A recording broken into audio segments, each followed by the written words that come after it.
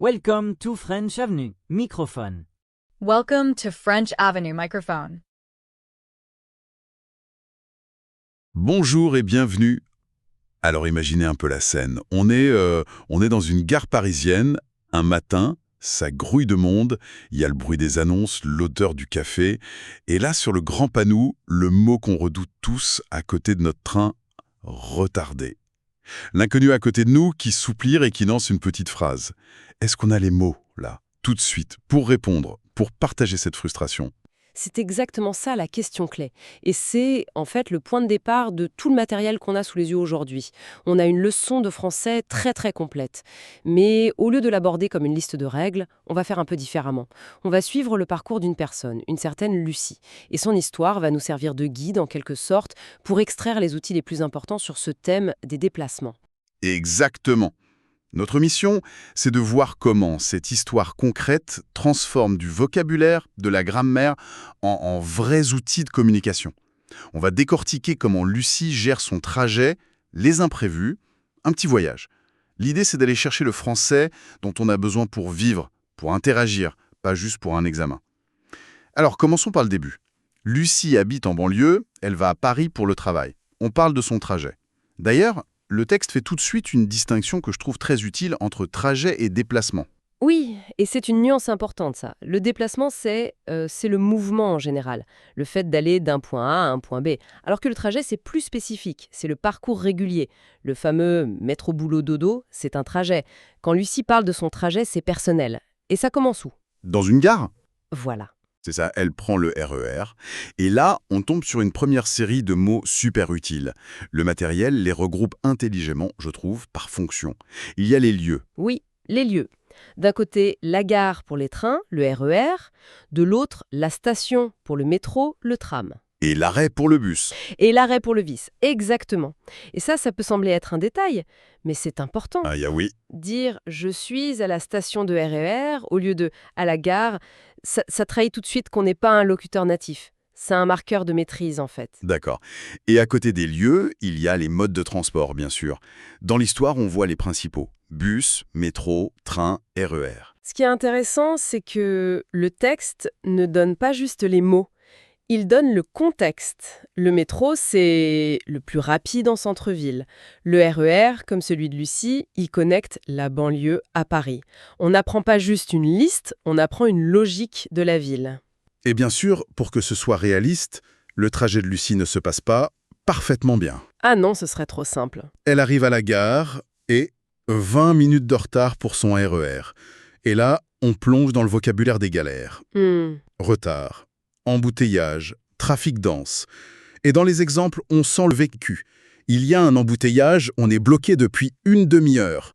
On ressent l'impatience, quoi. C'est une expérience très, très partagée, on va dire. Et c'est ça qui crée du lien. C'est exactement ce qui arrive à Lucie. Un autre passager, Jean, engage la conversation avec elle sur ce retard. Et c'est là qu'on voit que ce vocabulaire, il n'est pas juste descriptif, il est social. Savoir dire « ah oui, encore un retard, c'est habituel sur cette ligne », ça ouvre une porte. C'est une porte d'entrée pour une interaction. D'accord. Donc, on a les noms, les lieux, les problèmes, ce sont les briques. Mais comment on assemble tout ça pour que ça sonne juste? C'est là que la grammaire intervient.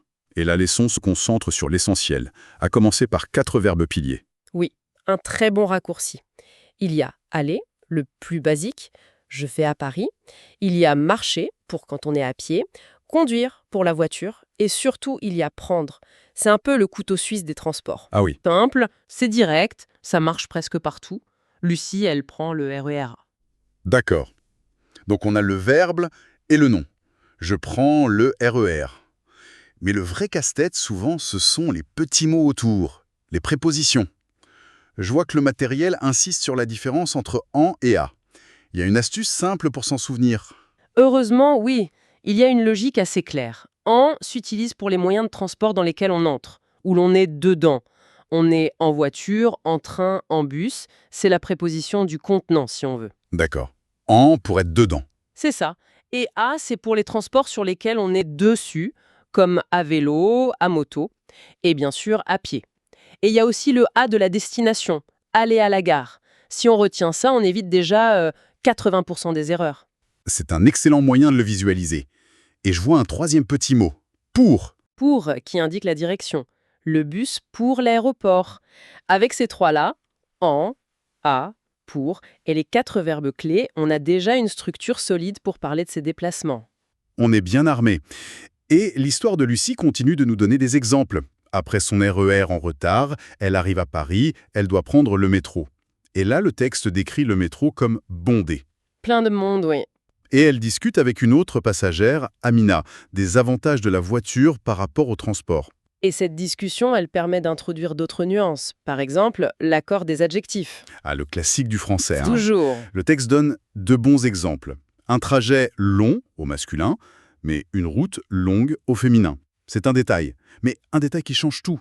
On imagine bien la conversation. Mon trajet est trop long, oui, et la route est toujours longue avec les embouteillages. Et pour que cette conversation soit naturelle, il faut d'autres outils. Je pense aux verbes modaux. Vouloir, pouvoir, devoir. Absolument. Ce sont eux qui transforment une description en une expression de besoin, de désir. Amina pourrait dire « Je veux acheter une voiture, mais je ne peux pas ». Et puis, je dois admettre que le métro est plus rapide. Ça ajoute une couche d'intention, de personnalité. Ça rend le langage vivant. C'est ça, ça dépasse la simple description. C'est la grammaire de l'action, de la décision.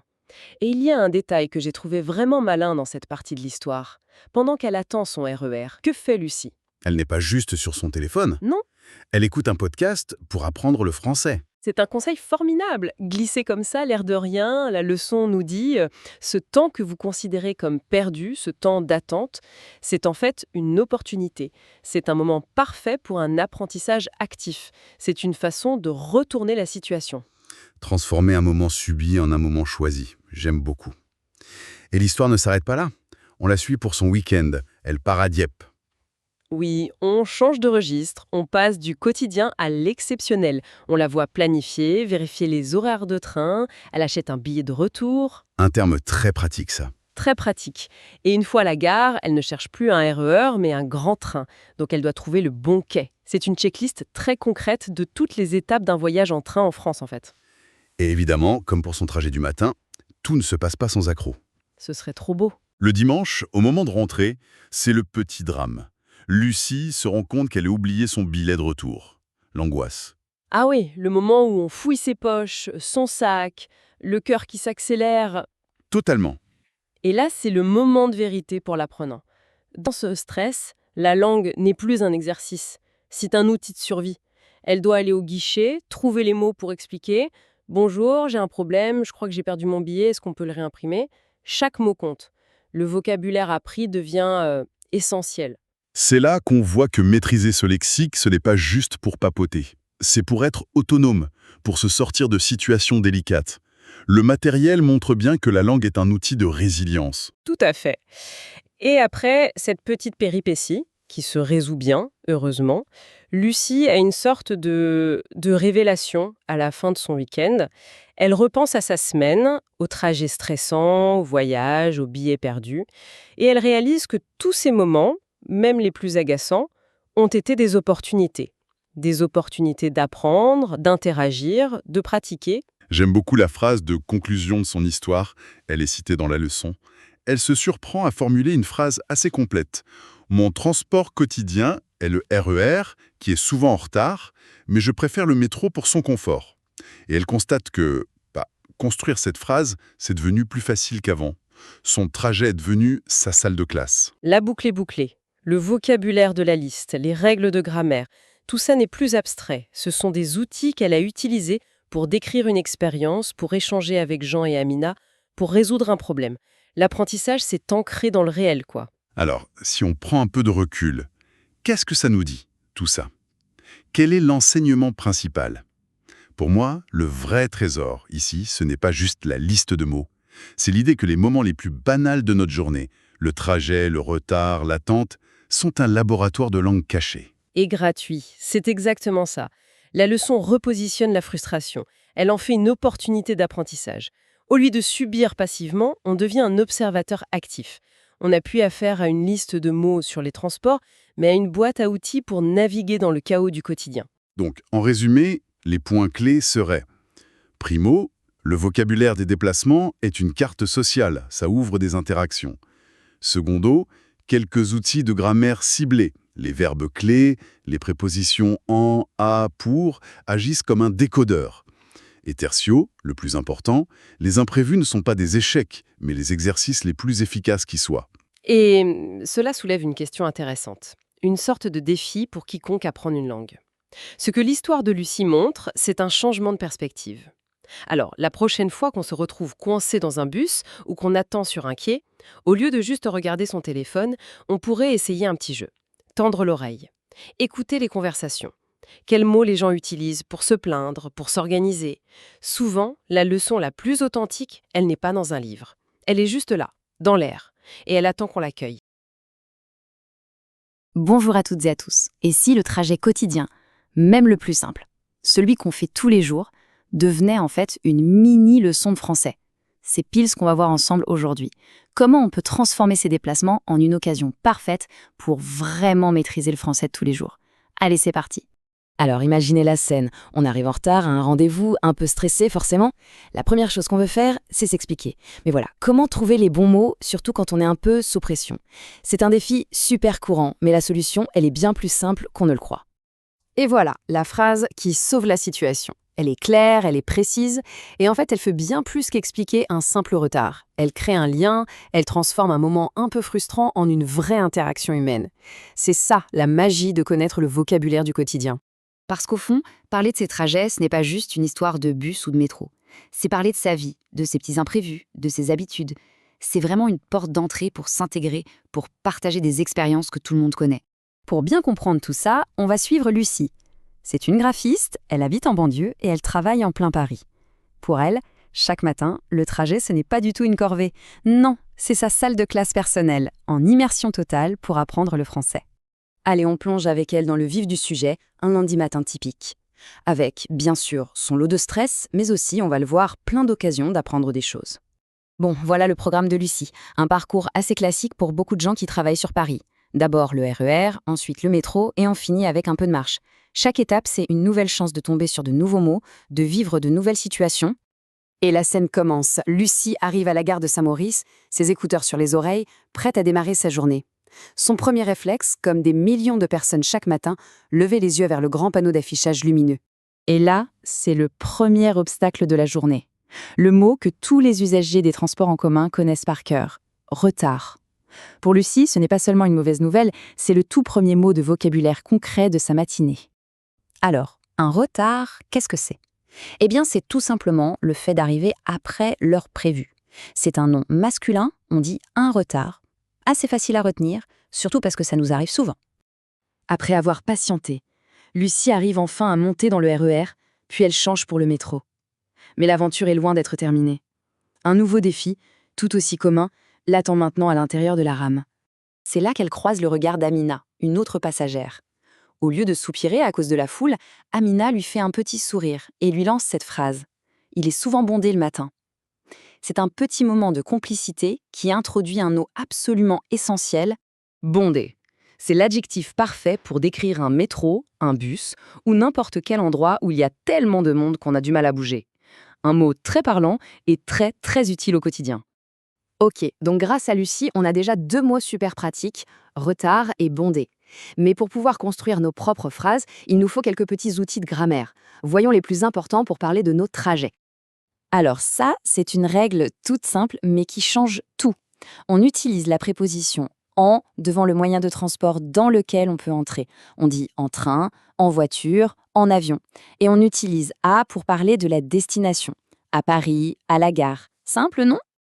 Et puis, bien sûr, il y a les verbes d'action indispensables. Aller, comme dans « je vais au bureau », prendre pour « je prends le métro », marcher si on se déplace à pied, et conduire si on est au volant. Franchement, avec ces 4 verbes, on peut déjà raconter l'essentiel de n'importe quel trajet. Allez, on quitte le stress du lundi matin pour une ambiance beaucoup plus sympa. C'est la fin de la semaine et Lucie s'apprête à partir en petite escapade. Le contexte change et le vocabulaire va changer avec lui. Vendredi, 18h. L'ambiance à la gare n'est plus du tout la même. Fini le métro au boulot dodo, là c'est le début d'une aventure. Lucie retrouve son ami Marc pour un week-end au bord de la mer, direction Dieppe. Dans toute cette agitation de la gare, de nouveaux mots font leur apparition. Le billet, évidemment, le fameux sésame pour voyager, et le quai, l'endroit où on attend le train. On voit ici que Lucie a le bon réflexe, toujours vérifier les informations sur l'écran. Le quai, donc, c'est cette plateforme qui longe la voie ferrée. C'est un mot super important à connaître pour ne pas se tromper de train, surtout dans les grandes gares. Et c'est encore un mot masculin, le quai. Le week-end se passe super bien. Mais comme souvent dans les voyages, le retour réserve une petite surprise. Un de ces oublis tout bêtes qui peuvent transformer un moment de détente en une vraie course contre la montre. Et voilà le petit moment de panique. Lucie a perdu son billet de retour. C'est une situation stressante, c'est sûr, mais c'est aussi une occasion parfaite de pratiquer son français en conditions réelles. Il faut expliquer le problème et vite trouver une solution. Le mot billet est de retour, mais cette fois associé à un problème à résoudre.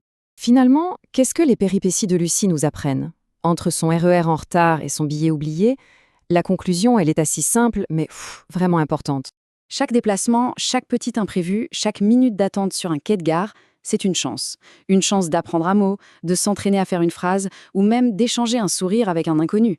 Il suffit juste de changer un peu de perspective et de voir le trajet, non pas comme du temps perdu, mais comme du temps gagné pour apprendre. Alors, la prochaine fois que les transports seront en retard ou que la circulation sera complètement bloquée, au lieu de s'énerver, pourquoi ne pas essayer de voir les choses autrement? Et si ce moment d'attente forcé devenait en fait la meilleure des occasions pour réviser un peu de vocabulaire et progresser? C'est une idée à garder en tête.